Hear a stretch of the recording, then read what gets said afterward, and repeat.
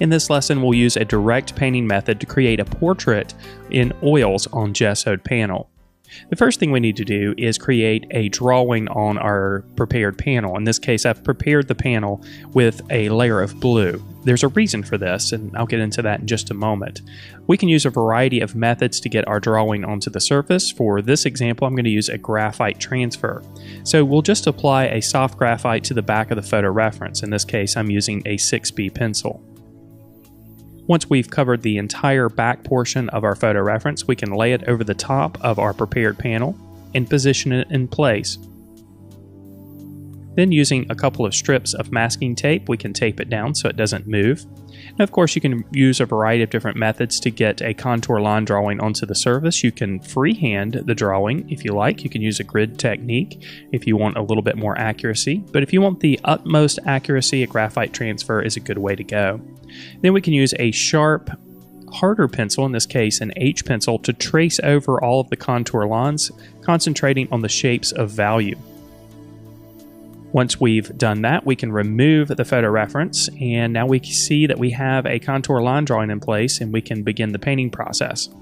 Since the focal point in this painting will be the eyes, we'll spend the most time in this area and around these areas, and we'll start with an application using a touch of yellow ochre and titanium white, just filling in the white areas.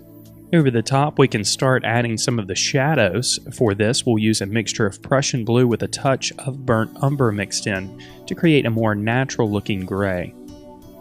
We'll progressively get darker and progressively build up the contrast in this location. Now, at the beginning, I mentioned that we're working on a blue surface, and there's a reason for that. That reason is twofold. First of all, we want to create with a tonal value on the surface. So we don't want to really work on just a white surface. We want to have some value in place so that we can make comparisons with the values that we add throughout the painting. But also, this painting is a painting of a homeless person, and it's not the happiest of portraits. So I want to make sure that that sadness is conveyed in the painting. Some of these blue undertones will inherently show through the painting and help to create more natural looking shadows, but it will also help convey that feeling of sadness that we associate with the color blue. Now, as you've noticed, I've started to add some of the colors in the pupils and the iris. We've started with an application of Prussian blue with just a bit of burnt umber to darken it down. Then, using a mixture of Prussian blue and burnt umber, just a little bit heavier with the burnt umber, we've developed the pupil. So no black is used here, just a mixture of the dark blue and the dark brown. Then around the iris, we can add a bit of titanium white to slightly lighten it up, and then we'll continue to push the contrast in this section by continuing to add darker versions of the color mixed with Prussian blue and burnt umber, and lighter versions of the color mixed with a bit of titanium white. Since we're working with oil paints, we can gradually adjust these values and colors with each additional layer that we add. And as we go, our brushstrokes will slowly begin to disappear. Since we're working on a smooth surface, the brushstrokes will be very evident in the early stages when we first apply the paint.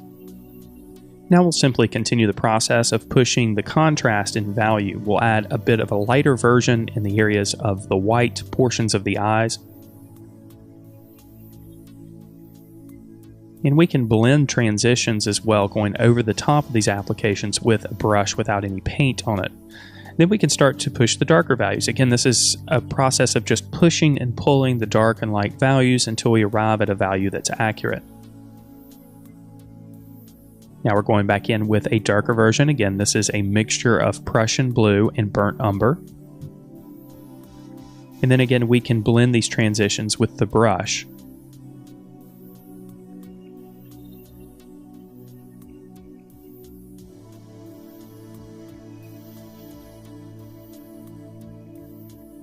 Now we'll add just a touch of color. Using just a bit of alizarin crimson, we'll add just a pinkish tone in the left portion of the eye. And with a little bit more yellow ochre mixed in, we can add a little bit more of a warmer tone on the side that's closest to the light source.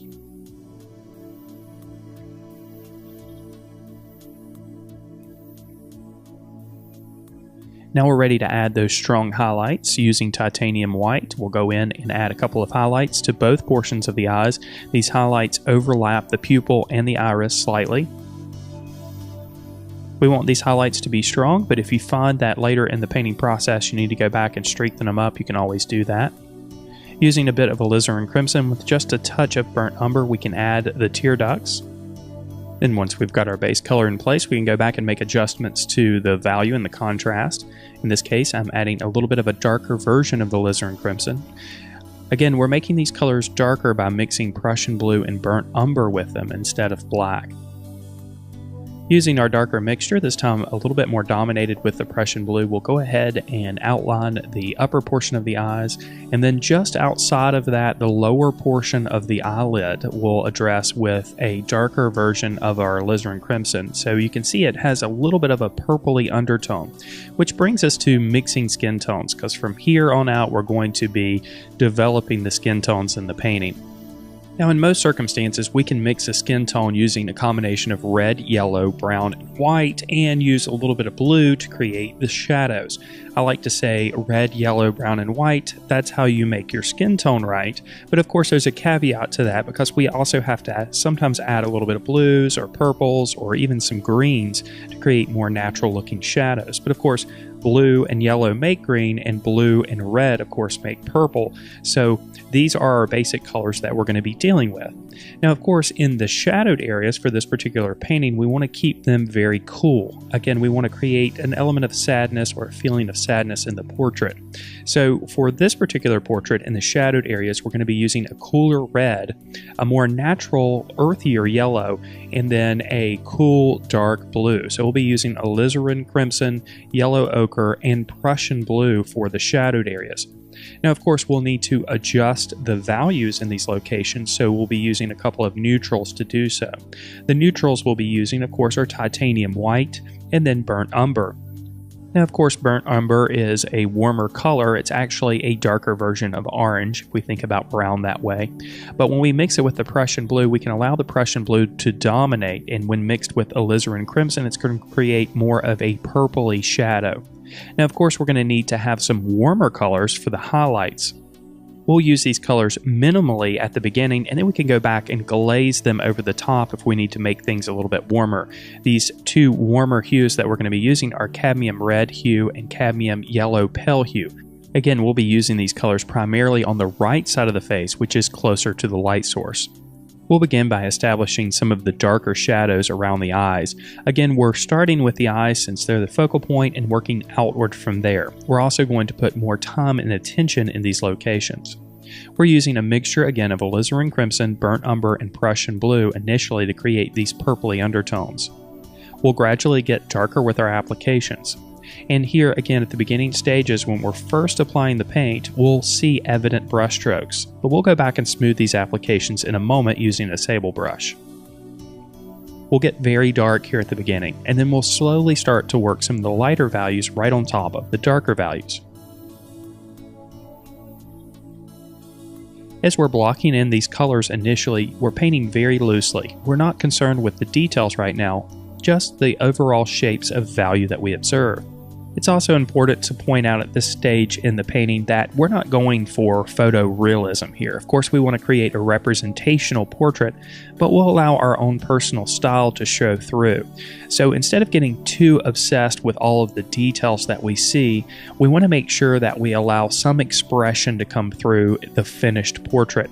So as you paint, as you work on your own drawings and paintings, allow your personal style to show through. Of course, if you're trying to learn to paint photorealistically, that's one thing, but if you're really trying to be an artist and allow your own personal voice to come through your paintings, don't fight that artistic voice or style that naturally comes through the process of creating a painting or drawing. Now we're slowly getting a little bit lighter with our values, and in the process we're also adding some more of the colors. We're bringing out some more of the colors. We're still working with that palette. You can see up here on the top portion of the forehead, I'm using a little bit more of the cadmium red and cadmium yellow pale hue to create a little bit of a warmer tonality. Now the areas of shadow may appear black, but it's actually a mixture of Prussian blue and burnt umber, and of course there's a little bit of alizarin crimson in there. And as we start to mix colors over the top of these darker areas, since it's still wet, we're going to see some mixing and transitioning that will happen, which will bring out some more of those purples that are created. As we're adding some of the lighter values, we're concentrating on creating a good relationship between our values. Of course, value is the element of art that deals with the lightness or darkness of a color, and it's perhaps the most important element of art that we use in a painting or a drawing. Value tells us about the light source, it tells us about the texture, and also the form of the subject. So as long as you get the value right in a painting or drawing, you're going to have a painting or drawing that communicates the subject. You can actually make a painting or drawing any color that you want. As long as the values are close to being accurate, you're going to have a successful drawing or painting. So as you can see here, we're starting to bring a little bit more of the alizarin crimson in the mix, and some of our shadows are starting to take on that purpley undertone that we want. Our brushstrokes are rather bold and large at this point, and as we add additional layers, we can gradually refine some of the details. So many folks get obsessed with the details early on in the process and try to start with those, where we really want to start with more of a good foundation and then slowly build out the details. This naturally happens as you continue to layer more applications of the paint on the surface. We'll add a few indications of some of the wrinkles here early on. Again with our darker purple mixture using alizarin crimson, Prussian blue, and burnt umber. For the more warmer areas, even on the side of the face that's a little bit cooler, we'll use the yellow ochre primarily as our yellow. This will create a more natural looking tone, almost a lighter brown as you can see here. We'll continue to darken the shadows and increase the contrast as we go, just working on those value relationships. A few highlights are added down the bridge of the nose. We're also thinking about the directional strokes that we make with our paintbrush. We want these strokes to flow around the form of the face. So if you were to take your finger and rub it over the top of this man's face, your finger would flow in a specific direction, and your brushstroke should mimic this. This is a concept known as cross contour lines. And a lot of times when we think about cross contour lines, we think of applying them to like a pen and ink drawing. But of course, they're very relevant in any drawing or painting that you create. So when we're painting, of course, we need to think about our brush strokes flowing along with those cross contour lines. We'll add a few highlights here on the eye that's closest to the light source. Here we're using a little bit more of the warmer colors that we're using in our mixture, so a little bit more of the cadmium yellow and a touch of the cadmium red. We're also playing a little bit with color theory here as we're trying to play up a complementary relationship between the shadows and the highlights. Of course, our shadows are going to be a bit more purple, as I've mentioned a few times, and our highlights are going to be a little bit warmer and, as a result, a little bit more yellow. And of course, purple and yellow are complementary colors. So not only are we building up a bit of contrast between our values, the darks and the lights, but also a bit of contrast between our colors. So the yellow is going to stand out a little bit more against the purple, and that will create a good complementary relationship even in our skin tones. You'll also notice that quite a bit of the blue of the surface is still showing through, and that is something that we wanted right from the start. That blue will help to cool down the shadows and again convey that element of sadness in the painting.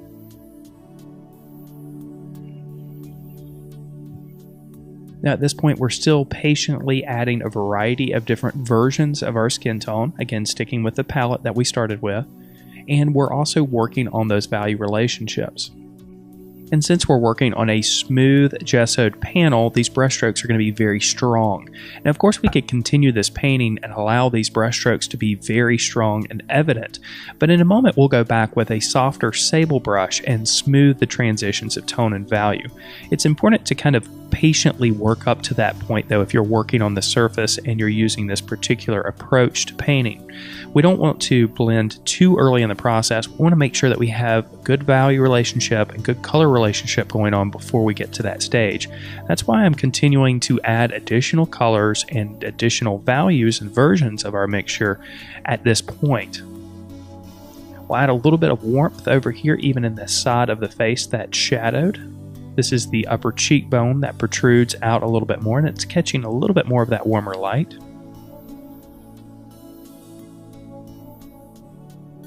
We'll also add an indication of a highlight on the side of the left eye that's closest to the light source.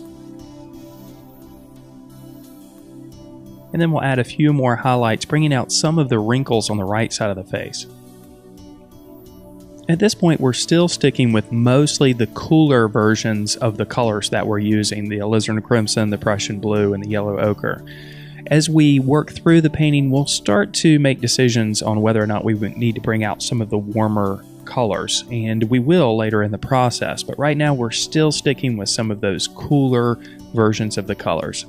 Alright, now we're ready to start blending these applications. So I'm using a sable brush that is completely clean, and I'm just making brush strokes over the top of the applications that we have in place, and this is going to smooth our transitions of color. If you've ever used a blending stump with traditional graphite drawing, this is the same kind of thing. We're just blending and smoothing transitions of color and value. And we can pull some of these colors into other locations if we want using the sable brush. So in other words, we can essentially change the shape of the color or value as we go. And as you can see, it's eliminating some of the visible brush strokes that we have in place, creating more of a smoother appearance. We're still allowing our color relationships to exist and of course our contrast to exist, but we're just creating more of a smoother texture that's a little bit more believable and a little bit more representational of a person's face.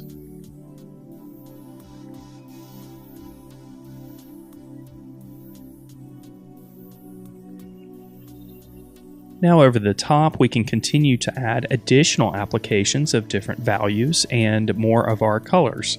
This time you can see on the right side of the nose, which is closest to the light source, we'll add a little bit more of our warmer yellow, here a bit of cadmium yellow.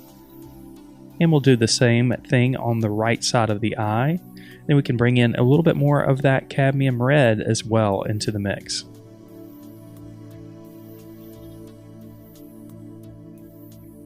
A few imperfections are added with just a touch of the alizarin crimson mixed in. And we'll add a little bit more of that alizarin crimson on the bottom portion of the nose as well.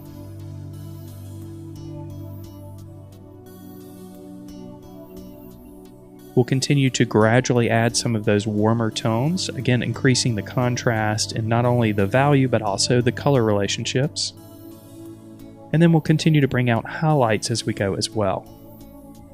Now some of these colors may seem really strong at this point, but as we continue to add layers, they'll become a little bit more muted, but they'll still show through the additional layers that we apply over the top. So as we're looking at the reference and making decisions about what colors we add, we can recognize some of the colors that are underneath and understand that through additional layering we can gradually affect how strong these colors are and how much of them show through. We can also notice quite a bit of contrast between the brushstrokes that we're adding at this point and the smoothed out applications that we applied earlier but went back over the top of with a sable brush. Again, these applications that we're adding right now at this point, we'll go back and smooth these applications with a sable brush in a moment, but for right now we're just concentrating on some of the stronger colors that we see. And again, recognizing that some of these colors are going to be underneath additional layers that we add on top. Now for a little bit of the shadow, as we work down from the top of the face, we're going to add a little bit more of the burnt umber in the mixture. You can see this clearly evident on the right side of the face at this point where we have burnt umber, just a touch of Prussian blue and yellow ochre. And we'll also continue to add some of those warmer highlights, again keeping our mixture dominated by the cadmium red and also the cadmium yellow.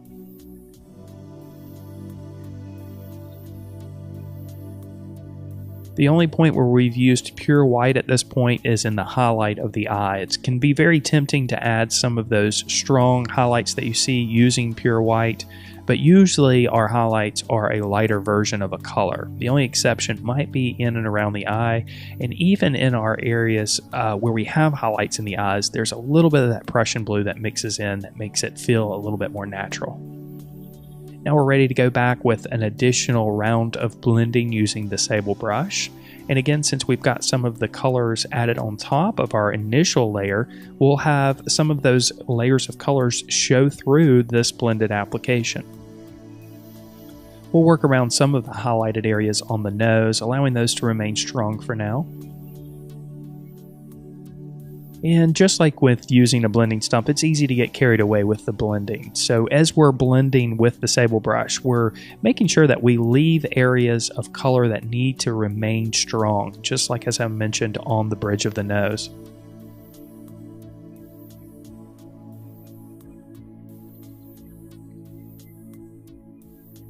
For now, we'll move on to other areas of the face and get a little bit of information in these locations. Then we can go back and make adjustments to our area of focus. Again, we're trying to ensure that we have a strong focal point in the areas of the eyes. So these are the areas that we're going to work the most, the eyes and around the eyes. Now, at the beginning, I mentioned that this is a direct painting method. And what that means is that we're applying colors and values as we see them. Now, for many of us, this is the approach that we would assume that we should take to a painting anyway. We just start adding colors and values as we see them. But this approach differs from an indirect painting method, which in an indirect painting method, you might start with a painting that's just made up of the values. So you might start up with a painting that's just made up of black and whites and the grays in between. And then over the top, you start to add the colors, either by glazing or applying thicker applications. Of course, the advantage to using an indirect painting method is that we can separate our values from our colors. So we can concentrate on developing the values early in the painting process and then turn our attention to developing the colors. With a direct painting method, we're thinking about the values and the colors essentially at the same time, which for some folks that might make things a little bit more difficult, but for others it might feel more natural. I typically go both ways. For some subjects, I like to use an indirect painting method, and for others, I like to use a more direct painting method. And in most cases, you'll find that you use a combination of both approaches. So I think the key takeaway here is there is an endless number of ways that you can create a painting. And I think it's important for us not to get too wrapped up in the actual process and allow ourselves to just be creative in the process of painting. I think if we give ourselves that freedom, what happens is we end up with a piece of art rather than just a reproduction of something that we've seen from reality. So we're adding a little bit of warmth and a few highlights to the right side of the forehead here. We've established, of course, the darker areas again using our mixture of Prussian blue and alizarin crimson with burnt umber. And now we're going back in and lightening up some of the values.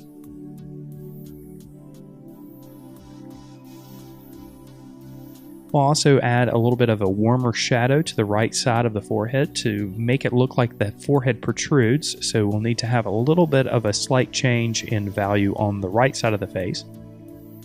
And that's accomplished with a bit more burnt umber in the mix. And then again, we'll go back to our cooler shadows on the other side of the face and add a bit more of the alizarin crimson with the Prussian blue. And then once we've got our initial applications on the forehead, we'll go back with the sable brush again and smooth the transitions of tone and value and get rid of some of these evident brush strokes.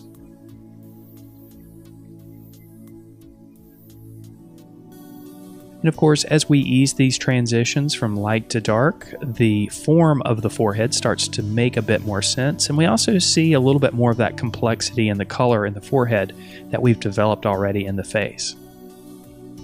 Again, this is created by layering colors on top of each other. We'll continue blending with the sable brush, and as we go, we can soften up some of the hard edges that happen in the wrinkles. Now that we've got some information on the forehead, we're ready to go back to the eyes and the areas around the eyes and continue to work these sections. We'll start with the dark shadow that goes right along the side of the nose. Again, using alizarin crimson, Prussian blue, and a bit of burnt umber, we can refine the shape of this shadow. In this case, I also noticed that I need to bring the left nostril down a little bit further on the face. So using this shadow color, I can refine the shape of the nostril. We'll also add some of this darker value just underneath the nose as well.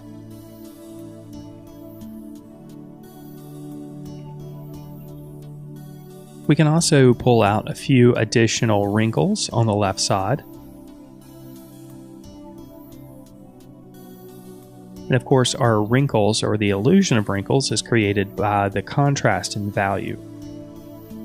So we'll have dark values right next to light values, and that'll give us the impression of wrinkles. And of course, we want some of these transitions to be a little bit softer, so we can go back in with the sable brush if we prefer and smooth out these transitions. We'll also increase the contrast, especially in the crease that happens right at the top of the eyelid here on the right side of the face. And again, it may be deceiving. It may look like this is actually a black, but again, it's just a mixture of our dark blue, Prussian blue, and our dark brown burnt umber. We'll go ahead and refine some of the wrinkles on this side as well. And initially, these wrinkles are going to seem very, very strong, but we'll soften them up.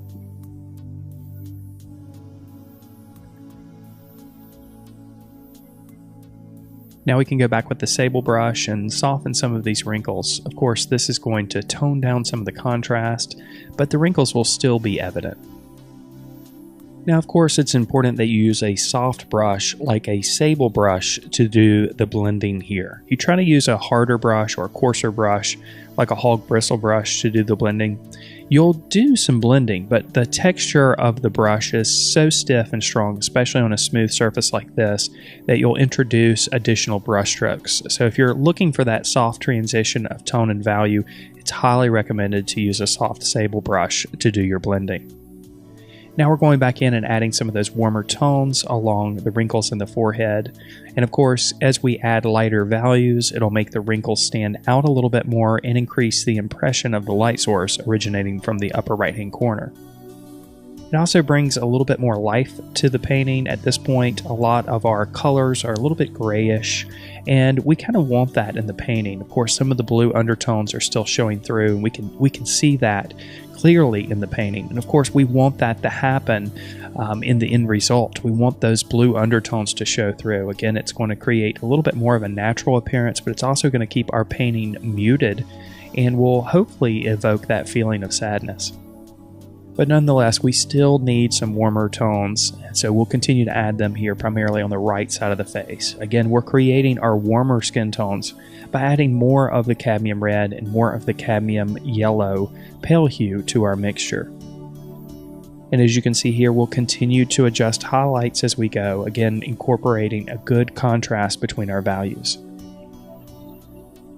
And with each layered application, we'll just revisit these sections with the softer sable brush, again blending and smoothing and creating a more representational texture.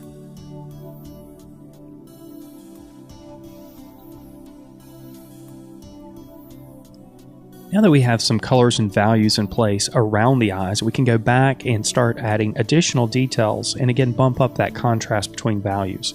Here I'm going back in with titanium white with just a slight bit of the cadmium yellow pale hue mixed in, and I'm adding a few additional highlights.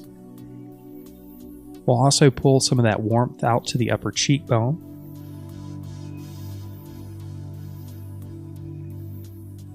And you can see we're just gradually bringing additional warmth to the right side of the face.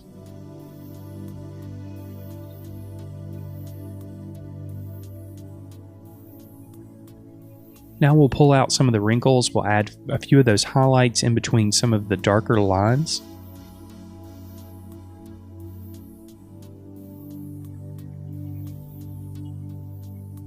And here's a closer look at some of those warmer colors that are being applied to the right side of the face.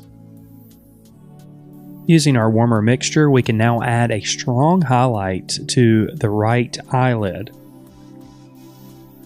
You can see here we're using the softer sable brush to make these applications. To ensure that we have a fluid stroke, a bit more of our medium is mixed with the paint before making these applications. For this painting, I'm using Winsor & Newton's Oil Color Artist Painting Medium.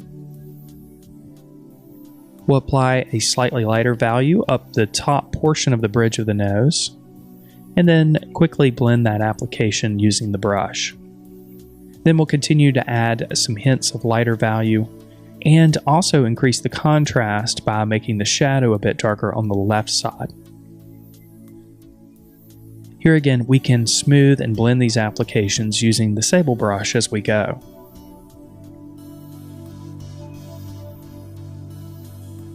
Now again, it's back to the top portion of the forehead, again increasing the contrast, adding just a few hints of additional highlights. And since we're going back and forth between our subject and our painting, we'll notice additional details that need to be added. In this case, I'm bringing the wrinkle up the bridge of the nose up a little bit higher and adding additional wrinkles underneath the right eye.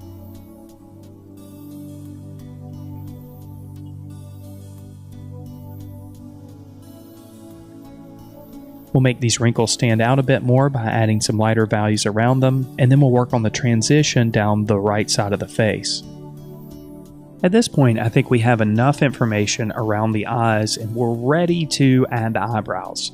So we'll start with a dark application. This is a mixture of burnt umber and Prussian blue, but as you can see, it's dominated by the burnt umber, so it'll be quite a bit warmer.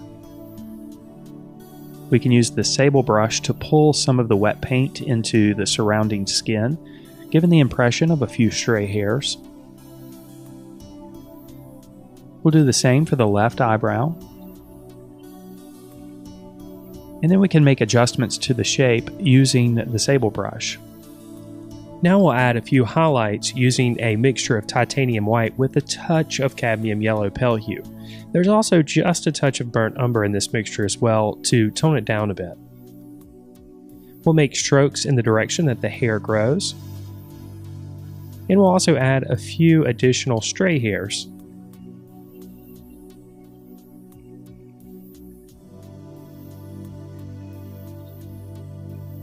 We can then increase the contrast and add just a bit of shadow.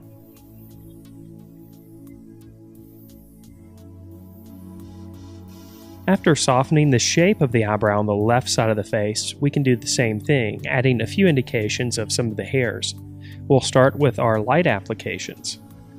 These seem incredibly strong when we first apply them, but then we can go back and soften them up a bit. We'll also add a few stray hairs here as well.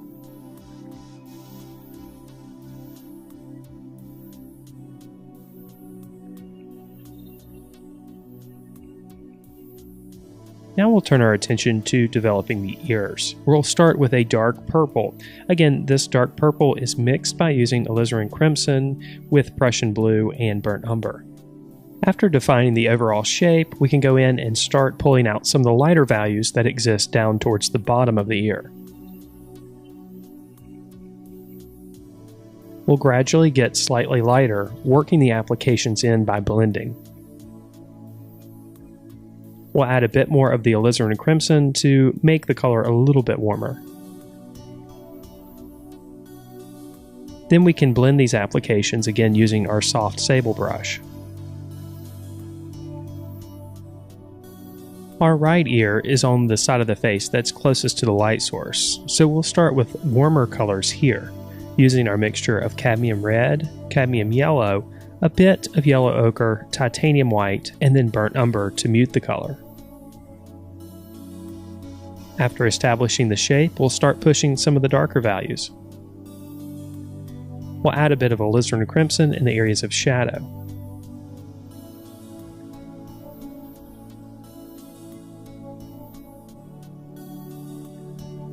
We'll gradually work the colors and values until they match the side of the face that we've already developed.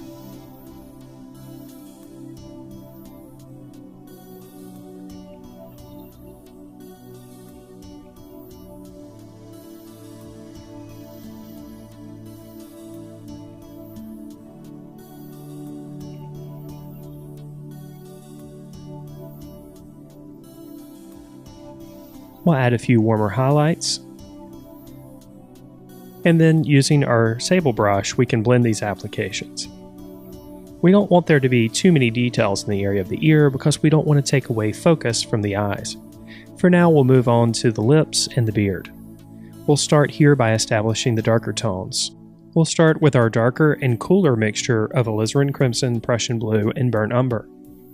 If needed, we can add a bit more of the alizarin crimson to the mix to make it match the shadows on the left side of the face. Now we can gradually get lighter. Here we'll use some of our warmer colors to accentuate some of the highlights on the lips.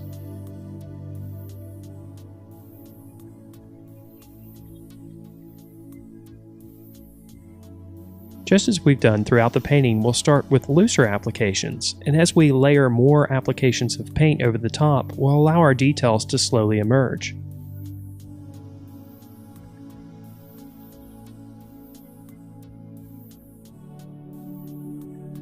And just as we've done on the bulk of the head, we'll make sure that our shadows are a bit cooler, primarily on the left side of the lips, and we'll allow our colors to be a little bit warmer on the right side of the lips, especially in the areas of highlight.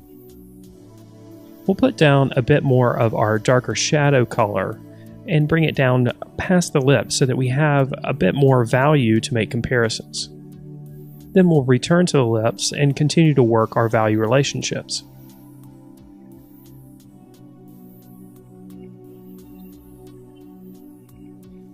We'll add a bit more warmth on the right side of the lips with a bit more of the yellow ochre. And just slightly above the right side of the lips. We'll do a bit of blending to our shadowed area, and then it's time to add some of the strongest highlights in the area of the lips.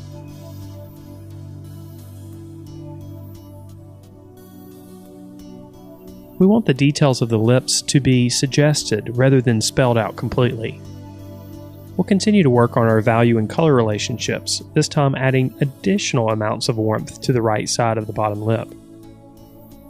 And then we'll darken up the shadow. In this case, the shadow is the darkest right underneath the nose, making its way down to the middle of the lips. And then of course, it's much darker where the upper lip meets the bottom lip. The sable brush is then used to soften these applications. And then we'll go ahead and fill in the shape of the beard. We'll start with a darker value here, even though the majority of the beard is lighter in value on the right side.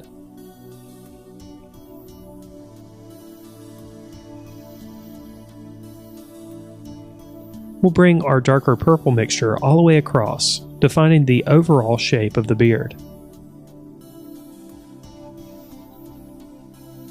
We'll go ahead and bring this color and value up into the shape of the hair as well, filling in the shape completely. We can allow our mixture to be dominated by the burnt umber when we get closer to the warmer side of the head, closest to the light source. We'll darken up some of the values on the left side of the beard.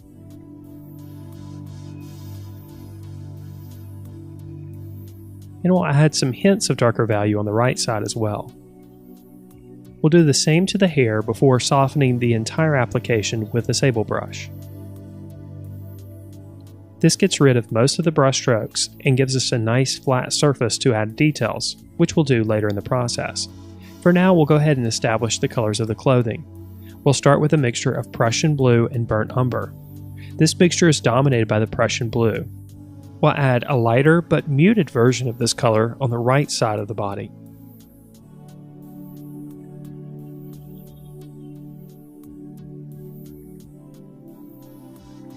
We'll continue adding blues, allowing there to be a transition between the darker blues on the left side of the body and the lighter blues on the right side of the body. We'll also bring these applications up into the beard. We'll overlap them in a minute when we start addressing some of the details of the beard.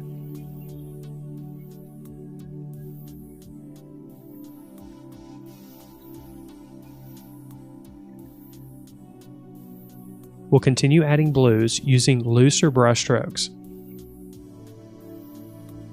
Again, we're not going to develop too much detail in these sections, but we do want to make sure that our color harmonizes with the rest of the colors in the piece.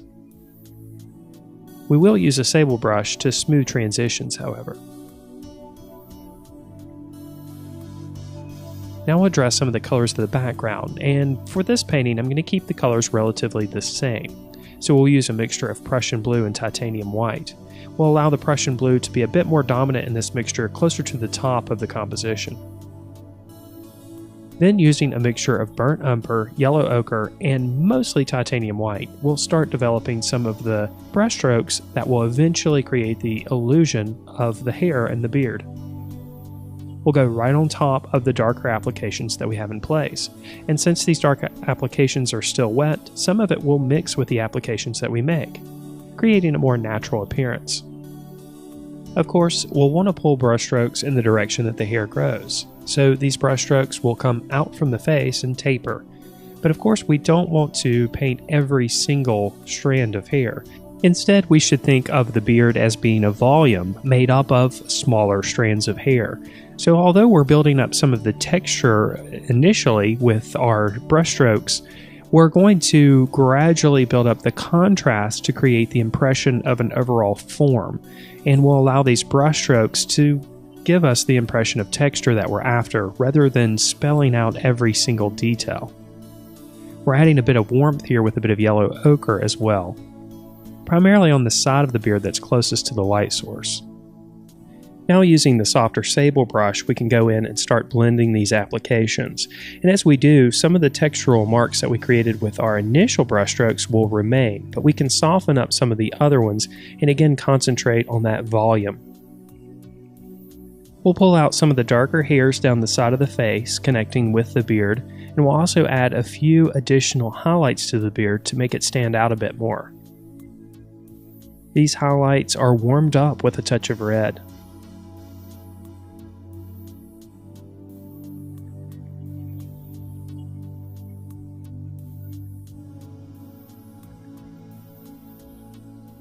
Now we'll add a few of the highlights to the hair. Again, we're not going to spend a whole lot of time developing all of the individual details that we see in the hair. Again, not to take focus away from the eyes and the center portion of the face. For our lighter highlights, we'll mix a bit more of the yellow ochre with our titanium white and a touch of burnt umber. We'll also develop the shadowed areas by using a mixture of burnt umber and Prussian blue. Of course, heavily dominated by the burnt umber to give it a bit of warmth. We can add strong highlights initially and then go back with the sable brush and blend the applications.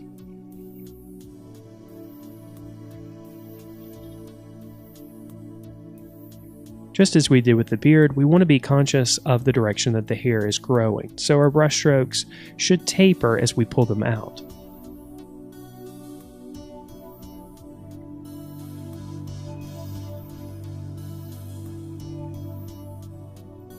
We'll add additional contrast to the beard at this point, adding some darker shadows, and then we'll continue working back and forth between the hair and the beard, creating highlights and shadows so that we create ample contrast and a full range of value.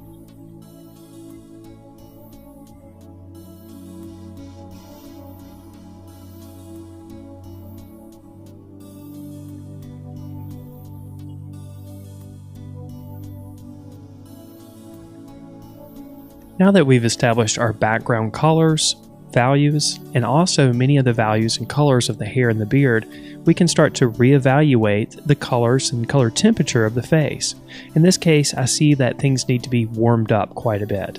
So I'll apply a glaze using a bit of cadmium yellow pale hue mixed with quite a bit of our medium, right over the top of our skin tones.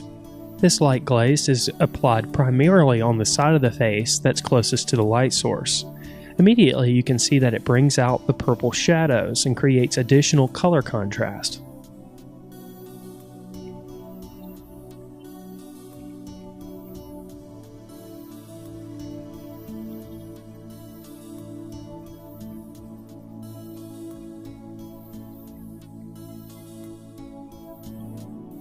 Then we can add a few lighter and warmer highlights over the top, again using our skin mixture that's dominated by cadmium red and cadmium yellow.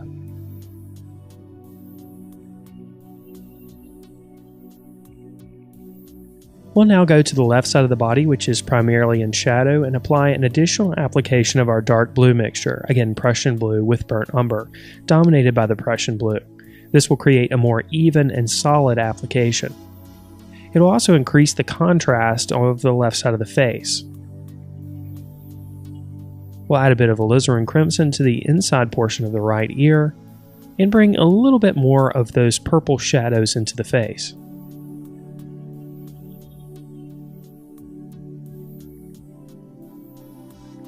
We can adjust some of the edges around the face. In this case, I'm pulling some of the skin tones into the hair to create a softer transition of the hairline in this location. Now we're ready to add our final glaze, and for this we're going to use a bit of cadmium red, again with our medium. This translucent red glaze is applied to portions of the face to bring out a little bit more warmth. It also helps to neutralize some of those stronger yellows that we applied with our last glaze.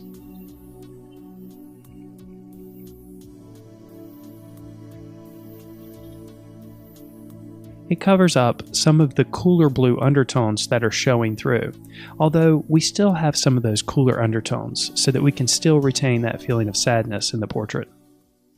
And now our oil portrait using a direct painting approach is complete. If you enjoyed this video, then I know that you'll enjoy being a member at thevirtualinstructor.com. Our comprehensive membership program includes video courses on drawing and painting, weekly live lessons, ebooks, lesson plans for teachers, weekly critiques, and much, much more. To learn more about our program, just visit thevirtualinstructor.com/members or click on the card in the upper right-hand corner. And if you want to check out 3 of our course modules for free, you can do so. Just click on the link on your screen now. And if you're watching this on YouTube, make sure that you subscribe to the channel. I look forward to seeing you in the next video.